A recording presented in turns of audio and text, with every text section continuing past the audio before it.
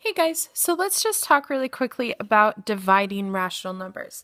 So remember, when we are dealing with rational numbers, the rules that we had for fractions, the rules that we have for decimals, and the rules that we have for integers all apply depending on the type of problem.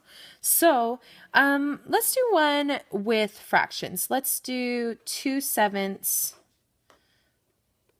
divided by let's go with 5/14. So as I look at this problem, I'm actually going to go and I'm going to make one of these negative just so we get more practice with negatives.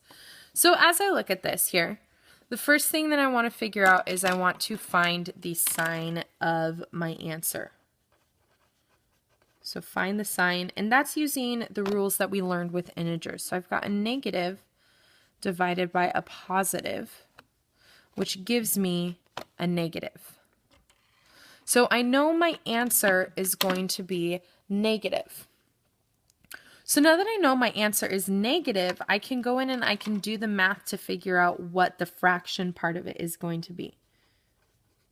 I'm going to call that find the numbers. So really what I'm doing here is 2/7 divided by 5/14. Now remember, when we're dividing with fractions, really what we want to do is we want to multiply by the reciprocal of the second fraction. So we take the numbers and we switch them around because these two multiplied together would give me 1. So now that I am looking at it, I've got a multiplication problem. I want to go in and I want to see, is there anything that can be cross-canceled? So 2 and 7, only common factor is 1. Nothing can be canceled there. 2 and 5, only common factor is 1. Nothing can be canceled there. Now I can look at 14. So 14 and 7, those do have a common factor. So I know 14 divided by 7 gives me 2. I'm going to write that above it to remind us how we got that 2. And I know that 7 divided by 7 gives me 1. Now that I have crossed those out, now I can go back in and I can look at this 2 now. So 2 and 5, nothing cancels. Okay, this is as much as I can get done. So I want to multiply what is left. I've got a 2 times 2, so 4.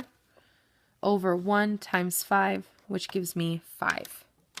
My last step here is to put it all together.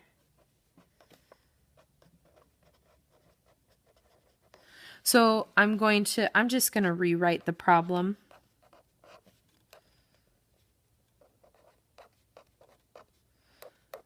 My answer was negative, and then the number part, negative 4/5.